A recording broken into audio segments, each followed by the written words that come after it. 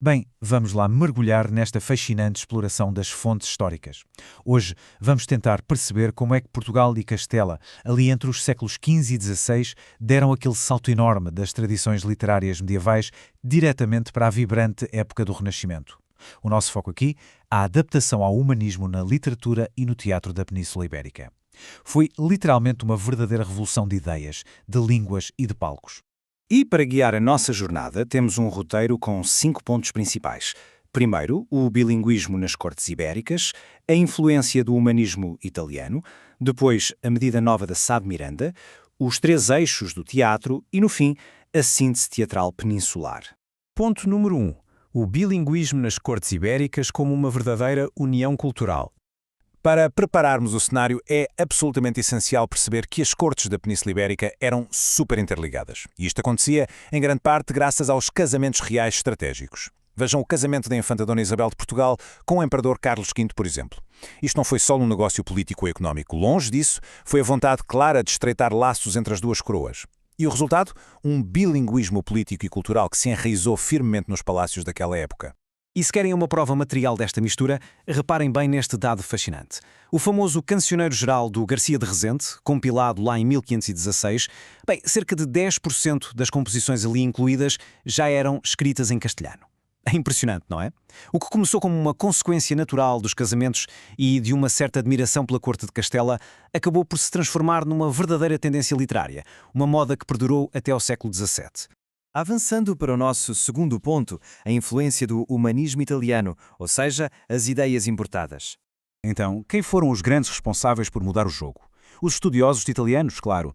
Eles trouxeram ideias humanistas e filosóficas muito profundas. E o que impressiona mais aqui é o facto desta mudança ter sido incrivelmente rápida, uma verdadeira explosão.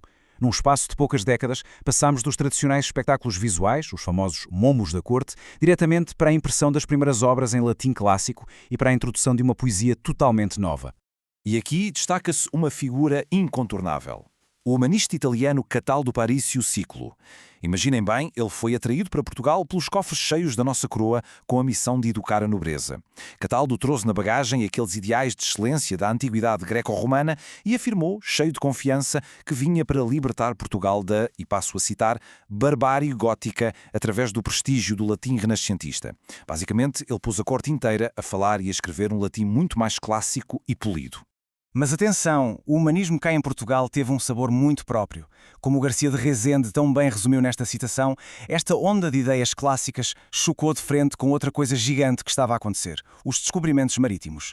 O contacto constante com novos mundos e novas gentes alargou de forma incrível a visão ibérica do universo. Foi o saber dos livros clássicos a esbarrar de forma espetacular na experiência empírica da modernidade. O que nos leva perfeitamente ao terceiro ponto, Sá de Miranda e a famosa Medida Nova. Todas estas ideias desencadearam uma autêntica revolução literária por cá. E quem esteve na linha da frente? O poeta Sá de Miranda. Ele regressou a Portugal em 1526, depois de passar 5 anos em Itália e, acreditem, não veio de mãos a abanar. Trouxe na bagagem a Medida Nova. Isto mudou completamente a forma como se fazia poesia. Introduziu o decassílabo, os sonetos, as composições em tercetos, tudo formas que ele aprendeu lá fora, diretamente com os grandes mestres italianos, como Pietro Bembo e Ludovico Ariosto. Uma lufada de ar fresco, sem dúvida. E o ponto-chave aqui, para não nos perdermos, é perceber este choque frontal entre dois mundos. De um lado, tínhamos a velha e conhecida Medida Velha, muito medieval, muito ligada à tradição oral e às redondilhas do povo. Do outro lado, esta novíssima poética renascentista, super erudita, estruturada até o osso e completamente obcecada em imitar as regras estritas dos grandes autores clássicos. Foi um choque cultural a valer. Vamos então ao quarto ponto da nossa análise. Os 3 eixos do teatro quientista. Um novo palco em formação.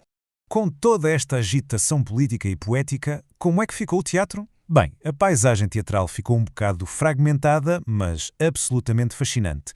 Podemos dividir o teatro desta época em 3 grandes eixos. Primeiro, o eixo litúrgico, focado na Igreja e nas histórias da vida de Cristo. Depois, o eixo clássico, que vivia sobretudo ali no ambiente das universidades, cheio de regras aristotélicas e latim. E, finalmente, o terceiro, o eixo popular. Este último, repleto de sátira social e bilinguismo, dominava completamente as praças e os serões da própria corte. A dinâmica entre estes eixos é super interessante. O eixo clássico, muito impulsionado por Sá de Miranda, com as suas comédias à moda italiana.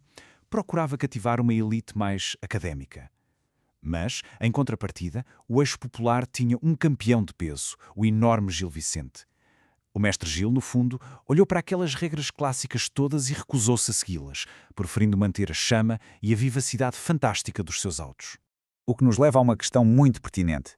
Com toda esta pressão gigantesca vinda das universidades e dos pensadores humanistas, malta que exigia que as peças cumprissem rigorosamente os preceitos greco-romanos de tempo, lugar e ação, como é que o teatro popular português conseguiu não só sobreviver, mas manter-se tão relevante? Bem, a resposta resume só uma coisa: a enorme mestria do próprio Gil Vicente. Ele era um gênio absoluto da adaptação. Para se manter no topo, ele usava uma sátira social super afiada, não poupava mesmo ninguém.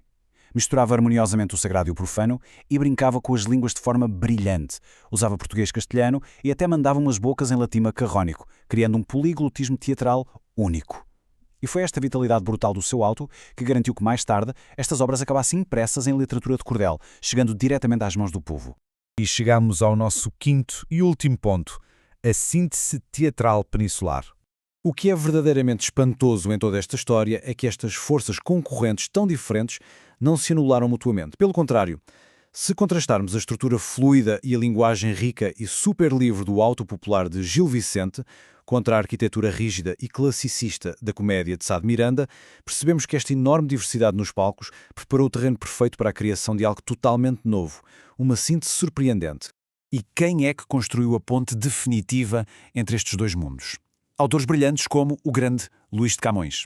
Ele foi o ponto de equilíbrio ideal. O que é que ele fez? Pegou na ação viva e na estrutura comunicativa do auto popular, que resultava tão bem com o público, e injetou-lhe toda aquela linguagem refinada, lírica e de matriz clássica que se exigia nos novos tempos. Foi, sinceramente, uma solução de compromisso de gênio. É por isso que esta época é muitas vezes descrita como as verdadeiras bodas do teatro peninsular.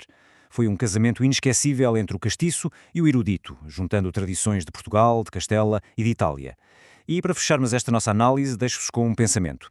Não será que as enormes colisões culturais que vemos todos os dias na nossa sociedade moderna são, no fundo, um espelho deste mesmo tipo de choque e renascimento quinhentista? É que o choque de culturas, no fim de contas, é o que sempre gera a mais bela e inesperada inovação. Pensem bem nisso.